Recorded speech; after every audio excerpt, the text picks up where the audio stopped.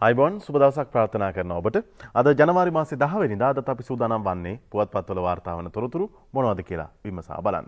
දැන් අද දවසේ ගත්තාම අද විශේෂයි අවුරුදු 1කමාරකට විතර පස්සේ අපේ දරුවෝ අද පාසල් වලට යනවා සාමාන්‍ය විදියට. ඒ කියන්නේ මේ වෙනකන් පාසල් තිබ්බ මේ කොවිඩ් වසංගත තත්ත්වයේ බලපෑමත් එක්ක පාසල් පැවැත්ුනේ විවිධ කණ්ඩායම් විදිහට තමයි පාසල් වලට ගෙන්වන්නේ. අද ගෙන්වන සිසුන් පිරිස හෙට ගෙන්වන්නේ නැහැ. ඒ විදිහට තමයි බොහෝ පාසල් වල අධ්‍යයන කටයුතු සිදු කෙරුණේ. නමුත් දැන් අද සිට සාමාන්‍ය පරිදි, ඒ කියන්නේ අපි වෙනද ඉස්කෝලේ ගිය විදිහට අද සිට දරුවන්ට පාසල් වලට යන්න අවස්ථාව ලැබිලා තියෙනවා. සෞඛ්‍ය මාර්ග උපදේශ යම් ප්‍රමාණයක් නිකුත් කරලා තියෙනවා. ඒවට අනුගත වෙමින් සාමාන්‍ය පරිදි පාසල් වල අධ්‍යාපන කටයුතු පවත්වාගෙන යාමට අද සිට අවස්ථාව ලැබෙනවා. ඒ පිළිබඳව අපි කතා බහ කරන්න සූදානම් වෙනවා.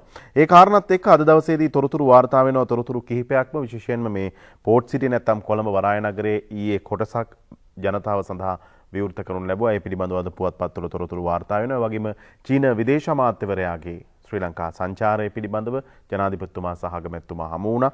ඒ පිළිබඳව තොරතුරු වාර්තා වෙන අතර වාරයේදී විදුලි බලය සම්බන්ධයෙන්ුත් අද වැඩි අවධානයක් පුවත්පත්වල යොමු වී තිබෙන ආකාරයක් තමයි දක්නට ලැබෙන්නේ. අපි මේ අතරින් තෝරාගත්තේ පෝට් සිටිය පිළිබඳ නැත්නම් කොළඹ වරාය නගරය පිළිබඳව අපේ රටේ ආර්ථිකය පිළිබඳව ආර්ථික ගැටලු පිළිබඳව බොහෝ දේ කතා කරනවා. ඉතින් මේ ආර්ථික ගැටලු වලට මේ කාරණා වලට බොහෝ සෙයින්ම අනාගතයේදී මේ ගැටලු විසඳා ගැනීමට ඉවහල් වෙන ප්‍රධානතම ස්ථානයක් හැටියට ප්‍රධානතම සන්ධි ස්ථානයක් හැටියට කොළඹ වරාය නගරය මේ වෙනකොට හඳුන්වන්න පුළුවන්කම තියෙනවා. මේ හරහා ලැබෙන ආයෝජනත් එක්ක රටේ ආර්ථික තත්ත්වයේ යම් ආකාරයකින් ඉහළ දමා ගැනීමට ක්‍රමානුකූලව හැකි වෙන බව තමයි රජයේ පාර්ශවයෙන්ුත් ඒ වගේම ආර්ථික විශේෂඥයින්ගෙත් අදහස වෙලා තියෙන්නේ. ඒ නිසා පෝට් සිටි ගැන අද මුලින්ම නැත්තම් වරාය නගරය පිළිබඳව කතා බහ කරන්න බලාපොරොත්තු වෙනවා. ලංකාදීපයට යනවා. ලංකාදීපයේ ඡායාරූපයක් එක්ක වාර්තා කරනවා. විශේෂයෙන්ම කොළඹ වරාය නගරයේ ඉදි වූ සැහැල්ලු යාත්‍රාංගණය සහ පදික මන්තිරුව ඊයේ ජනතා අයිතියට පත් කෙරුණා. ජනතාවට ඇතුළු වීමට සඳහා අවස්ථාව ලබා දුන්නා. මේක සිදු කෙරුණේ විශේෂයෙන්ම ජනාධිපති ගෝඨාභය රාජපක්ෂ, අගමැති මහින්ද රාජපක්ෂ සහ චීන විදේශ අමාත්‍ය වැන් යී යන මහතුරුන්ගේ ප්‍රධානත්වයෙන් තමයි මේක සිදු කෙරුණේ. ඒ වගේම චීන ශ්‍රී ලංකා රුවල්ලුරු තරගයට අවශ්‍ය විධානය ලබා දීමත් ඊයේ දිනේදී සිදු වුණා. ඒ පිළිබඳව තමයි ඡායාරූපයක් එක්ක වාර්තා කරන්නේ.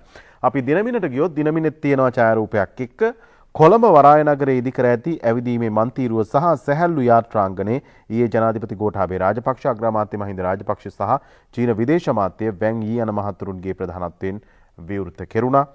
චීන ශ්‍රී ලංකා රාජතාන්ත්‍රික සබඳතාවලට 65 වෙනි සංවත්සරය වෙනුවෙන් මෙම විවෘත කිරීම සිදු වුණා කියලයි දිනමින පුවත්පත ඡායාරූපයක් එක්ක වාර්තා කරලා තියෙන්නේ. අපිට දැන් බලන්නත් පුළුවන් මේ වරාය නගරේ ඇවිදින මන්තිරුව හා විවෘත කරපු කොටස්වල දර්ශන. ඒ බලන ගමන් අපි මේ පිළිබඳව කතා කරමු. ඒ වගේම අද උදෑසන 10 සිට පස්වරු 6 දක්වා සෑම දිනකම උදෑසන 10 සිට පස්වරු 6 දක්වා ඔබට ජනාධිපති කාර්යාලයේ ඉදිරි පිට ඇති පිවිසුම ඔස්සේ පාගමනින් වරාය නගරයට ඇතුල් වෙලා මේ සුන්දරත්වයේ විඳීමේ අවස්ථාව තියෙනවා. ඒ නිසා අපි මේ පිළිබඳව විශේෂයෙන්ම මතක් කරනවා.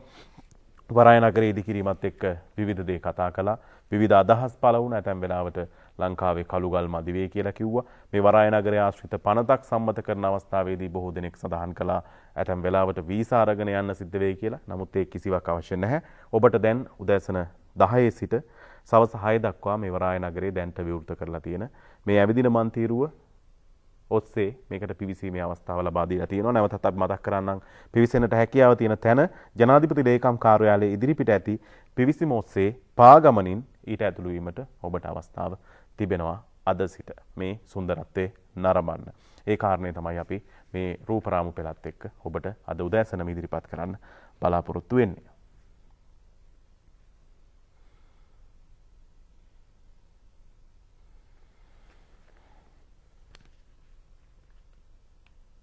හොඳයි, ඒ වරාය නගරේ විවෘත වුණු නැත්නම් විවෘත වුණු කොටස පිළිබඳව තමයි අපි මුලින්ම අවධානය යොමු කළේ. දැන් අපි කතා කරන්න සූදානම් වෙන්නේ ඊළඟ කාරණේ තමයි චීන විදේශ අමාත්‍යවරයාගේ ශ්‍රී ලංකා සංචාරයේදී ඇති වුණු එකඟතාවන් මොන වගේද කියන කාරණේ. අපි දිවයින පුවත්පතට යන්නේ. දිවයින පුවත්පත මේ පිළිබඳව වාර්තා කරනවා. ණය ගෙවන්න සහනයක් දෙන්න ජනපති චීන විදේශ ඇමතිගෙන් ඉල්ලයි දැක් වූ සහයෝගයට පැසසුම් කියලා දිවයින පුවත්පත ප්‍රධාන පුවත විදිහට වාර්තා කරනවා. චීනයේ සහාය සහතිකයි චීන තානාපතිවරයා සඳහන් කරලා තියෙනවා. චීන සංචාරකයන් ගෙන්වා ගැනීමටත් සහාය ලැබිලා තියෙනවා. කොවිඩ් වසංගතය හමුවේ රට තුළ පැන නැගී ඇති ආර්ථික අර්බුදයට විසඳුමක් ලෙස ණය ආපසු ගෙවීම සහ ප්‍රතිව්‍යුහ ගත කිරීමට ඇති හැකියාව කෙරෙහි අවධානය යොමු කළ හැකි නම් ඒ ශ්‍රී ලංකාවට විශාල සහනයක් වනු ඇතැයි ජනාධිපති ගෝඨාභය රාජපක්ෂ මහතා චීන විදේශ අමාත්‍ය හා රාජ්‍ය උපදේශක මණ්ඩලයේ සමාජික වැං යී මහතාට සඳහන් කරලා තියෙනවා. ඒ වගේම තානාපතිවරයා සඳහන් කරලා තියෙනවා චීනයේ සහාය සහතිකවම ලබා දෙනවා කියලා ඡායාරූපත් එක්කයි අද තොරතුරු වාර්තා කරලා තියෙන්නේ. අපි ඒ ගැනම දිනමින පුවත්පතෙන් අවධානය යොමු කළොත් දිනමින පුවත්පතත් වාර්තා කරනවා ණය ප්‍රතිව්‍යුහ ගත කිරීමට අවධානය යොමු කරන්න ජනපති චීන විදේශ ඇමතිට කියයි කියලයි ඒ තොරතුරම දිනමිනත් ප්‍රධාන පුවතක් විදිහට වාර්තා කරන්නේ. ඒ වගේම අගමැතිතුමා හමු වුණු අවස්ථාවේදී විශේෂ ඉල්ලීමක් කළා. චීනයට යාමට අපේක්ෂා කරන ශ්‍රී ලාංකික වෛද්‍ය සිසුන්ට කඩිනමින් පහසුකම් දෙන්න කියලායි අගමැති මහින්ද රාජපක්ෂ මැතිතුමා චීන විදේශ අමාත්‍යවරයාගෙන් ඉල්ලා සිටියේ. චීන විදේශ අමාත්‍යවරයා ඒ මොහොතේම කඩිනමින් ඊට ප්‍රතිචාර දක්වමින් ඒ සඳහා අවශ්‍ය පහසුකම් සලසන්න කියලා චීන තානාපතිවරයාට දැන්වූ බව තමයි ඊයේ දිනේදී තොරතුරු වාර්තා වුණේ. පිළිබඳවත් අද වාර්තා කරන අතරවාරයේදී මව්බිමත් මේ ගැන අද වාර්තා කරලා තියෙනවා. මව්බිම කියන්නේ ඡායාරූපයක් එක්ක චීන විදේශ ඇමතිගෙන් ගෝඨාභය කළ ඉල්ලීම කොවිඩ් වසංගතය හමුවේ පැනනගී ඇති ආර්ථික අර්බුදයට විසඳුම් ලෙස ණය ආපසු ගෙවීම ප්‍රතිව්‍යුහගත කිරීමට ඇති හැකියාව කෙරෙහි අවධානය යොමු කරන මෙන් ජනාධිපති ගෝඨාභය රාජපක්ෂ චීන විදේශ අමාත්‍ය හා රාජ්‍ය උපදේශක මණ්ඩලයේ සමාජික වැං යී ගෙන් ඊයේ ඉල්ලීමක් කරලා තියෙනවා කියලයි අද මව්බිම් පුවත්පතේ ගැන වාර්තා කරන්නේ. ඊළඟට අපි යනවා විදුලිය ගැන කතා බහට. විදුලිය කැපීමක් සිදු වේද? ඒ ගැන තමයි මේ දවස්වල ටිකක් පුවත්පත්වල වැඩි අවධානයක් යොමු කරලා තියෙන බවක් පේන තියෙන්නේ. අපි ලංකාදීපයට යමු. ලංකාදීපේ වාර්තා කරනවා ගල්ලංගුරු නැතුව බලාගාර වැහේද ප්‍රශ්නාර්ථයක් එක්ක දිනකට පැය 2කමාරක් විදුලිය කප්පාදුවක්. ඩොලර් හිඟේ හේතුවෙන් ඉදිරියේදී ගල්ලංගුරු ආනයනයේ සීමා වීමේ දැඩි අවධානමක් පවතින බව ලංකා විදුලි බල මණ්ඩලයේ ප්‍රකාශකයෙක් සඳහන් කරලා තියෙනවා. ගල්ලංගුරු නැතුව යම් ආකාරයකින් බලාගාර වැසෙයිද කියන ප්‍රශ්නේ තමයි ප්‍රශ්නාර්ථයක් එක්ක ලංකාදීපය අද වාර්තා කරලා තියෙන්නේ. අපි ඊළඟට අරුණ පුවත්පතට ගියොත් අරුණ පුවත්පතත් මේ ගැන අද වාර්තා කරලා තියෙනවා මෙන්න මේ විදිහට. විශේෂයෙන්ම මේ දිනකට පැය 2කමාරක විදුලි කැපිල්ලක් ලංවීම ඉල්ලීමට මහජන උපයෝගිතා කොමිසමෙන් අවසර ලැබිලා තියෙනවා. ජලය සහ තාප විදුලි යන්නේ අවම වීම නිසා දහවල් කාලයේ පැය විනාඩි 45ක් සහ රාත්‍රී කාලයේ විනාඩි 45ක් කාලයක් දිවයින පුරා විදුලිය කප්පාදුවක් කිරීමට මහජන උපයෝගිතා කොමිෂන් සභාව ලංකා විදුලි බල මණ්ඩලයට ඊයේ අවසර ලබා දුන්නා කියලයි අරුණ පුවත්පත තොරතුරු වාර්තා කරලා තියෙන්නේ. විශේෂයෙන්ම ලංවීම ඉල්ලීමට මේ විදිහට සහයෝගය ලබා දීලා තියෙද්දි අනුමැතිය ලබා දීලා තියෙද්දි ඊළඟට අපි මව්බිමට යනවා. මව්බිමත් මේ පිළිබඳවයි අද ප්‍රධාන ප්‍රවෘත්ති වාර්තා කරන්නේ. විදුලි අර්බුදයේ ඔඩුදුවයි කියලයි මව්බිම් පුවත්පත තොරතුරු වාර්තා කරලා තියෙන්නේ. මණ්ඩලයේ ඉල්ලීමට කොමිසම කැමැති වෙයි. මහජන උපයෝගිතා කොමිසම විදුලි කැපිල්ල අද හෙටම නොරොච්ච වලට ගල්ලංගුරු ප්‍රශ්නයක් අනිත් ඒවට තෙල් ප්‍රශ්නයක් කියලායි වාර්තා වෙන්නේ. විශේෂයෙන්ම පවතින අර්බුදකාරී තත්ත්වයේ හමුවේ අද සිට විදුලි කප්පාදුවක් යෑම සඳහා ලංකා විදුලි බල මණ්ඩලයට අවසර ලබා දුන් බව මහජන උපයෝගිතා කොමිෂන් සභාවේ සභාපති ජනක රත්නායක මහත්මයා සඳහන් කරලා තියෙනවා කියලායි අද වාර්තා කරලා තියෙන්නේ. මව්බිමෙන් පස්සේ අපි ඒ ගැන වාර්තා කරන අද තොරතුරට යනවා. අද පුවත්පත ඒ ගැන වාර්තා කරන්නේ මේ විදිහට. විශේෂයෙන්ම මේ විදුලි කප්පාදුවක් සිදුවේද මේ කාරණා පිළිබඳව අද පුවත්පත වාර්තා කරන තොරතුරු වෙත අවධානය යොමු කළොත් විදුලිය කැපෙයි. දෛනික විදුලිය කප්පාදුවකට මහජන උපයෝගිතා කොමිෂන් සභාවේ අවසර.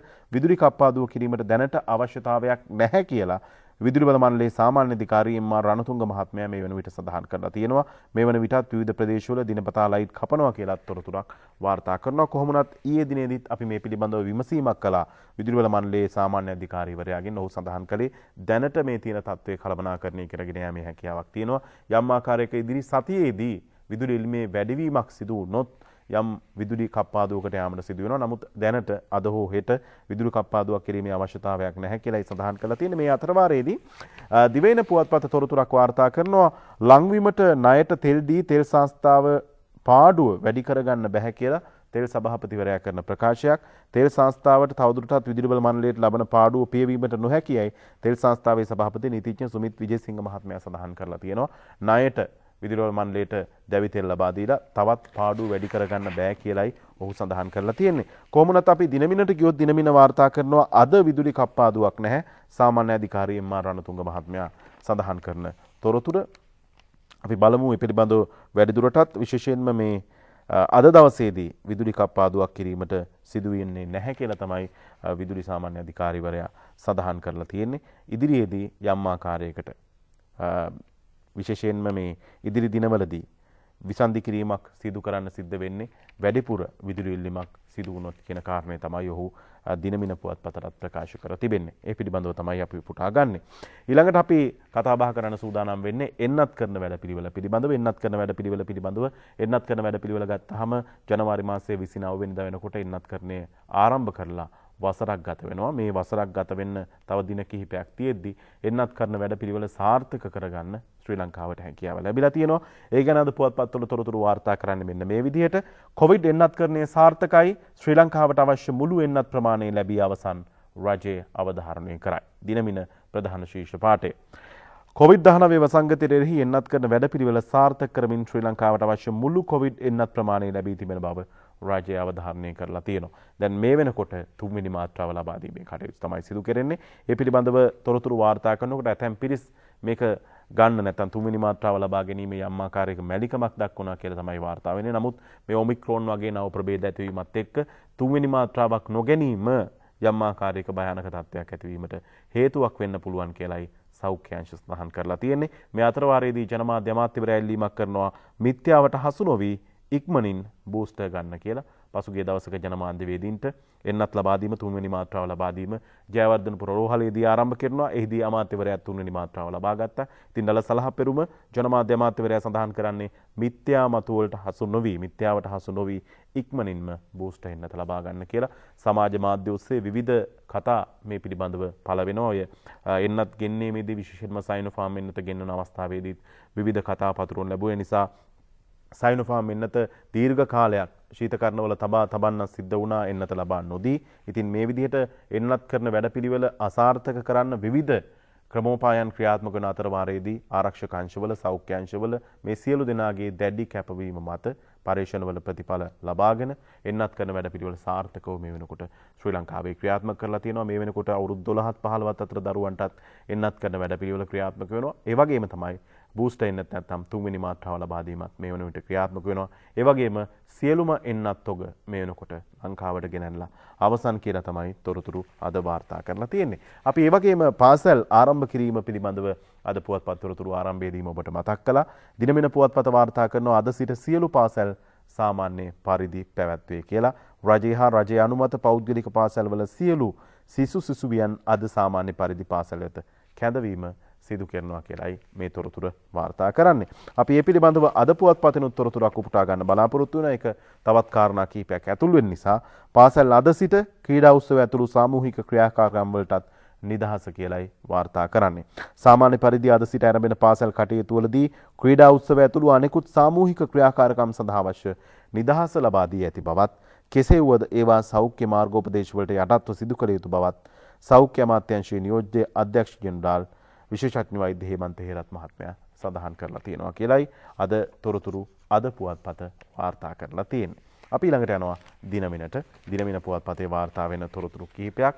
දැන් මේ ඉන්ධන හිඟයක්, ගල් අඟුරු හිඟයක් පිළිබඳව කතා කළා. ඒ වගේම ඖෂධ හිඟයක් ඇති වෙයිද? මේකට විශේෂ භාර අමාත්‍යවරයා පිළිතුරු ලබා දීලා තියෙනවා.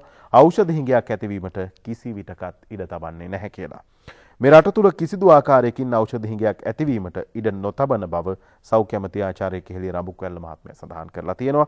රටේ විදේශ විනිමය ප්‍රශ්නයක් ඇතිව තිබෙන බව සත්‍යයක්. නමුත් ඒ නිසා ඖෂධ හිඟයක් ඇතිවීමේ අවදානමක් ඇතිවීමට ඉඩක් නොතබන බවයි ඒ මහතා අවධාරණය කරලා තියෙන්නේ. ඊළඟට අපි යනවා තවත් තොරතුරකට. ඒ තමයි මේ ත්‍රිකුණාමලයේ තෙල් ටැංකිය හා සම්බන්ධව විවිධ මාතෘකා මේ දවස්වල ඇති වෙලා තියෙනවා. නව ගිවිසුමක් ඇතිවීමත් එක්ක ඉන්දියාව එක්කම නව ගිවිසුමක් ඇති කරගෙන තිබෙනවා වසර 50ක් කාලයකට බද් වෙන්න. මේකේ විශේෂත්වය තමයි මින් වැඩි කොටසක් තෙල් ටැංකි වැඩි කොටසක් 85ක් පමණ හිමිවන්නේ ශ්‍රී ලංකා රජයට. ඒ නිසා මේ ගිවිසුම පිළිබඳව විවිධ අදහස් පළ වෙද්දී සමගි ජනබලවේගයේ පැත්තෙන් හිටපු පාර්ලිමේන්තු මන්ත්‍රී පී හැරිසන් මහත්මයා කියනවා ත්‍රිකුණාමලයේ තෙල් ටැංකිත් ඒ භූමියත් ආණ්ඩුව විකුණාමාරයි කියලා.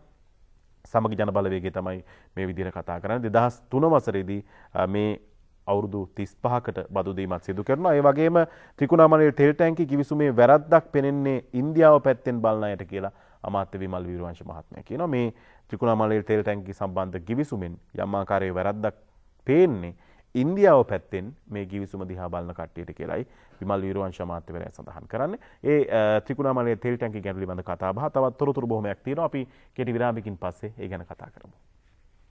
සුදු යකඩෙන් අපේම රටේ නිෂ්පාදිත කුරුබුහුටි ස්ටීමරය මෙගා හීටර්ස් වෙතින්ම පමණයි. රංකැක්ලු ස්මාර්ට් පාස්බුක් ඇප් එකේ අපේ ගිණුමේ විස්තර බලන්නත් පුළුවන්. හෙට වැඩිහිටියෝ වෙන ස්මාර්ට් පොඩ්ඩන්ට BOC රංකැකුළු ස්මාර්ට් ගිණුම.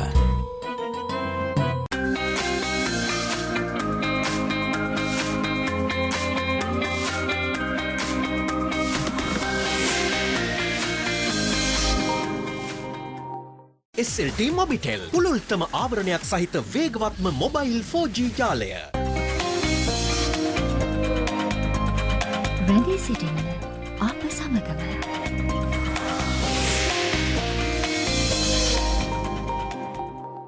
පිටරට සිට වෙස්ටර්න් යූනියන් හරහා එවන මුදල් මහජන බැංකුවෙන් ලබාගෙන ඔබ සිදු කරන සෑම වෙස්ටර්න් යූනියන් ගනුදෙනුවක් සඳහාම ලන්ච් බෑගයක් හෝ අගනා පවුච් එකක් නොමිලේ හිමි කරගන්න. රාජ්‍ය බැංකුවක ආරක්ෂාව සමග ඔබ එවන සෑම ඩොලරයක් සඳහාම වැඩිපුර රුපියල් 10ක් මහජන බැංකුවෙන්. සෝබා දහමෙන් ලැබෙන වටිනා දේ ඔප කරන ඒ ශිල්පය හරිම අපූරුයි. මම මේ කියන්නේ මේ මුද්දේ තියෙන නිල් මැණික ගැන නන් නෙවෙයි. ලංකා ටයිල්ස් ඔබටම නිමැවුණු ලොව දිනූ නිමැවුම්.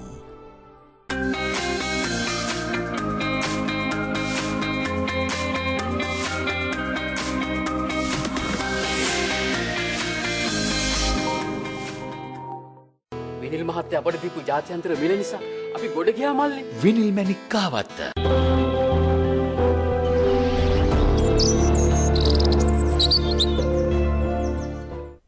අයිබෝන් සුබ දවසක් පුවත්පත් තොරතුරු අතරේ අපි දැන් අවධානය යොමු කරන්න බලාපොරොත්තු වෙන්නේ ගෑස් ගැන පිළිබඳ තොරතුරක්. ගෑස් ගැන තොරතුරකට විශේෂයෙන්ම මේ දවස්වල ගෑස් පිළිබඳ ගැටලුව බොහෝ ප්‍රදේශවල ජනතාවට බලපාන ප්‍රශ්නයක් බවට පත් වෙලා තියෙනවා. එක පැත්තකින් ගෑස් අනතුරු පිළිබඳව පසුගිය කාලේ දිගින් දිගටම වාර්තා වුණා. දැන් මේ ගෑස් අනතුරුත් එක්ක නැවත ගෑස් ලබා දීමේදී විශේෂයෙන්ම ප්‍රමිති ආයතනයේ සහතික මේ ආදී කාරණා පිළිබඳ සැලකිල්ලට අරගෙන තමයි නැවත ගෑස් නිකුත් කරන්න කටයුතු කරලා තියෙන්නේ. ඒත් එක්ක රට තුල ගෑස් හිඟයක් ඇති වෙලා තියෙන නිසා ගෑස් පෝලිං වලත් බොහෝ දෙනෙක් ඉන්නවා. මේ අතරවාරයේදී තවත් ගෑස් නැව් දෙකක් මෙරට ඇවිත් තියෙනවා කියලා තොරතුරක් වාර්තා කරනවා. වෙළඳපොළෙහි ගෑස් හිඟවීමත් සමග පාරිභෝගිකයන් අපහසුතාවකට ලක්ව ඇති පසුබිමක තවත් ගෑස් නැව් දෙකක් ශ්‍රී ලංකාවට පැමිණ තිබෙනවා කියලායි වාර්තා කරන්නේ. මේ අයුරින් එක් නෞකාවක ගෑස් ගොඩබෑම සඳහා මේ වන විට අනුමැතිය හිමි තිබෙන අතර ඒ අනුව ගෑස් මෙට්‍රික් ටොන් 2500ක් ගොඩබෑම සිදුවන බව ලිට්‍රෝ සමාගම පවසනවා. ඒ අනුව අදාළ නෞකා උස්සට කියාව ප්‍රදේශයේ නැංගුරම්ලා ඇති අතර නෞකාලුවෙන් රැගෙන ගෑස් වල ප්‍රමිතිය පරීක්ෂා කිරීම සඳහා ප්‍රමිති ආයතනයේ නිලධාරීන් පියවරගෙන තියෙනවා කියලායි අද දිනමින පුවත්පත ගෑස් ගැන තොරතුරු වාර්තා කරන්නේ. ඊළඟට අපි තවත් තොරතුරකට යනවා. ඒවත් තමයි කොටස් වෙළඳපොළ පිළිබඳව නව වසරේ මුල් සතියේ කොටස් වෙළඳපොළ 8.6%ක වර්ධනයක් පෙන්눔 කරලා තියෙනවා කියලායි දිනමින මේ තොරතුර මුල් පිටුවේම වාර්තා කරලා තියෙන්නේ. අපි ඊළඟට යනවා අරුණ පුවත්පතට. අරුණ පුවත්පතේ විශේෂ තොරතුරු කිහිපයක් තියෙනවා. ඒ තමයි මේ රටේ පවතින ආර්ථික අර්බුදයත් එක්ක රාජ්‍ය වියදම් තවත් කපන්න ඇමතිවරුන්ට බැසිරි කියයි කියලා. අයවැය මගින් යෝජනා කළ රාජ්‍ය වියදම් කළමනාකරණයට අමතරව සියලුම රාජ්‍ය ආයතනවල අනෙකුත් සියලු වියදම් තවදුරටත් අඩු කිරීමට කටයුතු කරන ලෙස මුදල් ඇමති බැසිල් රාජපක්ෂ සියලු කැබිනට් ඇමතිවරුන්ට දැනුම් දී තිබෙනවා.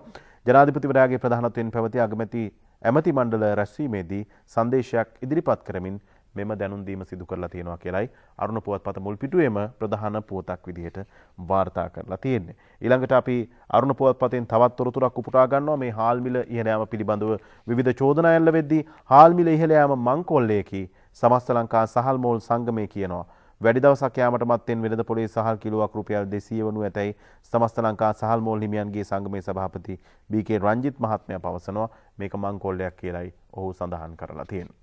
ඊළඟට අපි අරුණ පුවත්පතේම තවත් තොරතුරක් උපුටා ගන්නවා. විශේෂ බද්දෙන් අරක්කු සිගරට් ඉස්සේ කියලා ඉදිරි දින කිහිපයේදී මත්පැන් සහ දුම්වැටි මිල ගණන් ඉහළ යනු ඇතැයි මුදල් අමාත්‍යාංශ වාර්තා සඳහන් කරනවා කියලත් මේ තොරතුර අද ගෙනවිත් තිබෙනවා අරුණ පුවත්පතේ මුල් පිටුවටම.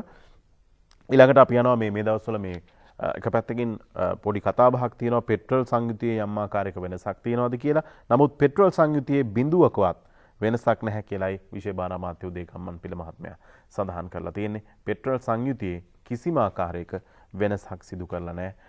සුපුරුදු විදිහටම වෙනදා විදිහටම ලබා දෙනවා කියලායි අද වාර්තා කරලා තියෙන්නේ අරුණ පුවත්පතේ පිළිබඳව. ඊළඟට අද පුවත්පතට අපි යනවා. අද පුවත්පතේ කාලගුණය ගැනයි අවධානය යොමු කරන්නේ. අද හෙට වැස්ස වැඩි වෙයි කියලායි කාලගුණ තොරතුර වාර්තා කරලා තියෙන්නේ. අපි බලමු මේ පිළිබඳව විශේෂයෙන්ම කාලුගුණය පිළිබඳව අවධානය යොමු කරන්න අවශ්‍ය නිසා දිවයිනට ගිනිකොන දෙසින් පහළ වායුගෝලයේ කැළඹිලි ස්වභාවය වර්ධනය වී තිබෙන නිසා අද සහ හෙට දිවයිනේ බොහෝ ප්‍රදේශවල පවතින වැසි තත්ත්වයේ ඉහළ යාමක් සිදු විය හැකි බව කාලගුණ විද්‍යා දෙපාර්තමේන්තුව සඳහන් කරනවා. අපි බලමු වහින පැති මොනවද කියලා. උතුරු මැද නැගෙනහිර මධ්‍යම සහ ඌව පළාත්වලත් හම්බන්තොට දිස්ත්‍රික්කයේත් වැසි හෝ ගිගුරුම් සහිත වැසි ඇති විය හැකි බවත් මේ අනුව මධ්‍යම සබරගමුව ඌව උතුරු මැද සහ දකුණු පළාත්වල ඇතැම් ස්ථානවල මිලිමීටර් 75 තරම් වූ තරමක් තද වැසි ඇති විය හැකි බවත් කාර්ය නියුතු කාලගුණ විද්‍යාඥවරයා සඳහන් කරලා තියෙනවා කියලයි කාලගුණය ගැන අද පුවත්පත තොරතුරු වාර්තා කරලා තියෙන්නේ. ඊළඟට අපි අද පුවත්පතෙන් තවත් තොරතුරක් උපුටා ගන්නවා. STF ප්‍රථම කාන්තා සහකාර පොලිස් අධිකාරී කුමාරි පිළිබඳව. මේක STF නැත්නම් පොලිස් විශේෂ කාර්ය බළකා ඉතිහාසයේ විශේෂ අවස්ථාවක්. ශ්‍රී ලංකා පොලිස් විශේෂ කාර්ය බළකා ඉතිහාසයේ ප්‍රථම කාන්තා සහකාර පොලිස් අධිකාරී ලෙස ප්‍රධාන පොලිස් පරීක්ෂක NTN කුමාරි මහත්මිය පත් කර තිබෙනවා.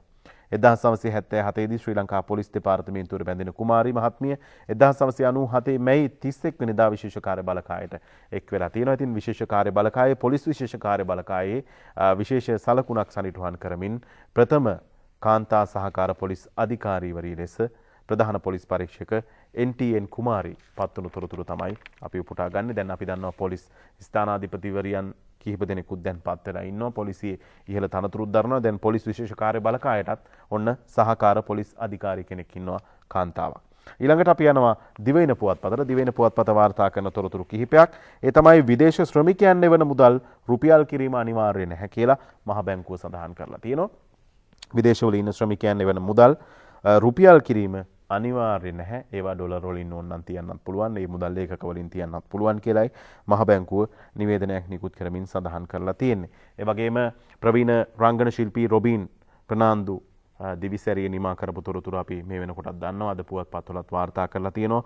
රොබින් දිවිරංග මඩලින් සමුගනී කියලා සිංහල සිනමාවේ අපරාජිත රංගනයක නිරත වූ ප්‍රතිභා සම්පන්න රංගවේදියෙකු සටන් නළුවෙක අධ්‍යක්ෂවරයෙකු රොබින් ප්‍රනාන්දු මහතා පෙරේදා දැන් සමුගත්ත ඔහුගේ අවසන් කටයුතු ඊයේ සිදු කෙරුණා. ඒ වගේම මව්බිම් පුවත්පතට ගියොත් මව්බිම් පුවත්පත ඊයේ සිදු තවත් කලාකරුවන් දෙදෙනෙකුගේ නික්මයාම පිළිබඳ තොරතුරු වාර්තා කරලා තියෙනවා. ඒ තමයි ඩෙස්මන්ඩ් සිල්වා, ඒ වගේම ප්‍රවීණ රංගන ශිල්පී ගාමිණී මහත්මයා. අපි බලමු මේ පිළිබඳව තොරතුරු. විශේෂයෙන්ම ප්‍රවීණ ගායන ශිල්පී ඩෙස්මන්ඩ් සිල්වා මහතා ඕස්ට්‍රේලියාවේ මෙල්බන් නුවරදී හදිසි හෘදයාබාධයකින් ඊයේ අභාව ප්‍රාප්ත වෙලා තියෙනවා. මේ යන විට මහතා 77 වෙනි වියේ පසු වුණා. විශේෂයෙන්ම බයිලා සංගීතයේ පුරෝගාමී මෙහෙවරක් ඉටු කරපු 70-80 දශකවල ජනප්‍රිය බයිලා ගායන ශිල්පියෙක්. ඒ වගේම ප්‍රවීණ රංගන ශිල්පී මෙරට කලා ක්ෂේත්‍රයේ ප්‍රවීණ රංගන ශිල්පියෙකු වන ගාමිණී අම්බලන්ගොඩ මහතා ඊයේ අභාව ප්‍රාප්ත වුණා. මේ යන විට 66 වෙනි වියේ පසු ඔහු ඒ මහතා ප්‍රහසන ශිල්පියෙකු ලෙස ජනාදරය දිනාගෙන සිටියා. මේ කලාකරුවන් දෙදෙනා ඊයේ තමයි දිවි රංග මඩලට සමුදුන්නේ. ඒ පිළිබඳව තමයි අද පුවත්පත්වල තොරතුරු වාර්තා කරන්නේ. ජාතික රූපවාහිනී විදියටත් ඒ පිළිබඳව වාර්තා කිරීම විශේෂ කාරණයක් හැටියට අපි මතක් කරන්න ඕනේ. විශේෂයෙන්ම ඔවුන්ට අපි අපේ උපහාරය මේ වෙලාවේ පුද කරනවා. ඊළඟට අපි යන්නට බලාපොරොත්තු වෙනවා රටේ දේශපාලන තත්ත්වය පිළිබඳව ලියවිල්ලකට. මේ ලියවිල්ල පොලාගේ ලියවිල්ල සාමූහිකත්වයේ ඉතා වැදගත් කියන කාරණේ දේශපාලනයේ පහුගිය දවස්වල සුසිල් ප්‍රේමජයන්ත මහත්මයා අමාත්‍යදුරේ නිවත් කිරීමත් එක්ක ඒ පිළිබඳව කතා වුණා. රටක් හැටියට එකට වැඩ කරන්න ඕනේ. ඒ වගේම කණ්ඩායමක් හැටියට වැඩ කරන්න ඕනේ. අද හැම දෙයකටම හමුදාව ඉල්ලනවා. එන්නත් දුන්නා වගේම පොහොර දෙන්නත් හමුදාව ඉල්ලන්නේ. ඒත් ඉන්නේ හමුදාවේ ඉන්නෙත් අපේ ගම් වලින් පැමිණි අයයි. නමුත් පුහුණුව කර තිබෙන කණ්ඩායම් හැඟීමෙනුයි ඒ අය වැඩ කරන්නේ. ජනාධිපතිවරයා පසුගියදා මේ විදිහට කතා කළේ මොණ්ඩාගල සියඹලාන්ඩුව ප්‍රදේශයේ පැවති උත්සවයකදී කියලායි පොලාගේ ලියවිල්ල ආරම්භ කරලා තියෙන්නේ. මේ සාමූහිකව වැඩ කිරීම පිළිබඳව තමයි අද පොලාගේ ලියවිල්ලෙන් කතා බහ කරලා තියෙන්නේ. රජයක් විදිහටත් සියලු ඇමතිවරුන් සාමූහිකව වැඩ කිරීමේ අවශ්‍යතාව කැබිනට් අමාත්‍යදුරයක්ද තමන්ට තියෙන්නේ. එහෙම නැත්නම් තමන්ට තියෙන රාජ්‍ය අමාත්‍යදුරයක්ද, තමන් පාර්ලිමේන්තු මන්ත්‍රීවරයෙක්ද, ඇතැම් වෙලාවට මේ අලුතෙන් හදලා තියෙන ව්‍යවස්ථා සංශෝධනත් එක්ක හැමෝටම කැබිනට් අමාත්‍යදුර දෙන්නත් බෑ. යම් යම් ආකාරයක කලකිරීම තියෙන්නත් පුළුවන්. ජ්‍යෙෂ්ඨයින්ට අවස්ථාව ලබා දෙන්නත් බෑ. කොහොම වුණත් රජයක් විදිහට සාමූහිකව වැඩ කිරීමයි එහි වැදගත්කම පිළිබඳවයි මේදී පොලාගේ ලියවිල්ලෙන් අද ලියලා තියෙන්නේ. අපි පොලාගේ ලියවිල්ලෙන් පස්සේ අද පොලාගේ ලියවිල්ල ලියන්නේ ඉන්දික පොල්කොටුව. ඊළඟට අපි යනවා ක්‍රීඩා තොරතුරු කිහිපයකට. ක්‍රීඩා තොරතුරු කිහිපයක් පිළිබඳව කතා කරද්දී වැඩිදුරටත් කතා කරන්නේ ක්‍රිකට් ගැන. බානුක රාජපක්ෂ ක්‍රිකට් අන්තර්ජාතික ක්‍රිකට් පිටියට සමුදීම පිළිබඳව පහුගිය දවස්වල කතා වුණා. නමුත් තීරණය ගැන යලි සිතා බලන්න කියලා ක්‍රීඩා ඇමති නාමල් බහනුකගෙන් ඉල්ලීමක් කරලා තියෙනවා. ඊයේ නිවේදනයක් නිකුත් කරමින් අන්තර්ජාතික ක්‍රිකට් පිටියෙන් සමු ගැනීමට ගත් තීරණය පිළිබඳව නැවත සිතා බලන ලෙස තරුණ කටයුතු හා ක්‍රීඩා ඇමති නාමල් රාජපක්ෂ මහතා බහනුක රාජපක්ෂගෙන් ඉල්ලීමක් කරලා තියෙනවා. නිවේදනයක් නිකුත් කරමින් මේ පිළිබඳව අද පුවත්පත් තොරතුරු වාර්තා කරද්දී මෙහෙම තොරතුරුකුත් දිනමින පුවත්පතේ ක්‍රීඩා පිටුවේ වාර්තා වෙනවා. ක්‍රීඩකයින්ට හිතුවක්කාරී ලෙස තීරණ ගන්න බෑ. විශ්‍රාම ගන්නවා නම් ක්‍රිකට් ආයතනයෙන් වහාම ක්‍රියාත්මක කොන්දේසි 3ක් පනවලා තියෙනවා. ඒ ගැනත් අද වාර්තා වෙනවා. අපි බලමු ඒ විදිහට මොනවද පනවලා තියෙන කොන්දේසි කියලා. ජාතික ක්‍රිකට් කණ්ඩායමෙන් විශ්‍රාම ගැනීමට බලාපොරොත්තු වන ක්‍රීඩකයින් ඊට අදාළ නිවේදනයේ මාස 3කට පෙර ක්‍රිකට් ආයතනයට යොමු කළ යුතු වන අතර ක්‍රීඩාවෙන් සමුගෙන විදේශීය ලීග් ක්‍රිකට් තරඟාවලි සඳහා ක්‍රීඩා කිරීමට අපේක්ෂා කරන ක්‍රීඩකයන් වෙතොත් ඔවුන්ට ඒ සඳහා ශ්‍රී ලංකා ක්‍රිකට් ආයතනයෙන් නිකුත් කරන විරෝධතා නැති සහතිකය නිකුත් කරනුයේ විශ්‍රාම ගැනීමෙන් මාස 6කට පසුවයි. ඒ වගේම මීට අමතරව අන්තර්ජාතික ක්‍රීඩාවෙන් සමුගත්තද LPL වැනි තරඟාවලියට ක්‍රීඩා කිරීමට ක්‍රීඩකයන් බලාපොරොත්තු වෙන පසු වන්නේ නම් ඒ සඳහා අවශ්‍ය අවම වශයෙන් ඊට පෙර දේශීය තරඟ වාරයකදී 80%ක් පමණ දේශීය තරඟ ප්‍රමාණයක් ක්‍රීඩා කළ යුතු බවද ශ්‍රී ලංකා ක්‍රිකට් විධායක කමිටුව තීරණය කරලා තියෙනවා. ක්‍රීඩකයින්ට හිතුවක්කාරී ලෙස තීරණ අරගෙන විශ්‍රාම ගන්න බැහැ කියලා තමයි ශ්‍රී ලංකා ක්‍රිකට් ආයතනය මේ විදිහට තීරණ අරන් තියෙන්නේ. ඒ ක්‍රීඩා තොරතුරත් එක්ක අදට පුවත්පත් තොරතුරු වලින් සමුගන්නවා. විශේෂයෙන්ම අපි මතක් කරනවා කොවිඩ් වසංගතයෙන් දැන් යම් ආකාරයක අස්වැසිල්ලක් අපි ලබාගෙන තියෙනවා. මේ අවුරුද්ද අපිට සාමාන්‍ය විදිහට වෙනදාට වැඩිය නව සාමාන්‍යකරණයක් යටතේ කටයුතු කරගන්න හැකියාව ලැබිලා තියෙනවා. මේ తත්වය අලුත් අවුරුද්ද දක්වා පවත්වාගෙන යන්නට මේ නිදහස් තත්ත්වයේ අලුත් අවුරුද්ද දක්වා පවත්වාගෙන යන්නට දරුවන්ගේ අධ්‍යාපන කටයුතු බාධාවකින් තොරව පවත්වාගෙන යන්නට රටේ ආර්ථික වැඩපිළිවෙල යම් ආකාරයකින් නැවත ක්‍රියාශීලීව පවත්වාගෙන යන්න මේ කටයුතු සඳහා වඩා වැදගත් වෙන්නේ එන්නත් කරන වැඩපිළිවෙල. තුන්වෙනි මාත්‍රාව ලබා ගැනීම මේ රෝගයෙන් ආරක්ෂා වීම සඳහා මේ වෙන විට තියෙන ප්‍රායෝගික වශයෙන් එකම විසඳුම් බව සෞඛ්‍ය අංශ දිගින් දිගටම මතක් කරලා තියෙනවා. ඒ නිසා විවිධ මිත්‍යා මතවලට නොරැවටි එන්නත තුන්වෙනි මාත්‍රාව ලබා ගැනීම ඔබේ මේ අවස්ථාවේ ඔබ කළ යුතු වටිනාම කටයුත්ත කියලායි සෞඛ්‍ය අංශ දිගින් දිගට මතක් කරන්නේ. අපි මේ පිළිබඳවත් සිහිපත් කරමින් අදට පුවත්පත් වලින් සමුගන්නවා. හෙටත් හමු වීමේ බලාපොරොත්තු වෙමින් ඔබට ප්‍රාර්ථනා කරනවා යහපත් නිරෝගීමත් සුබ දවසක්. ආයිබෝවන්.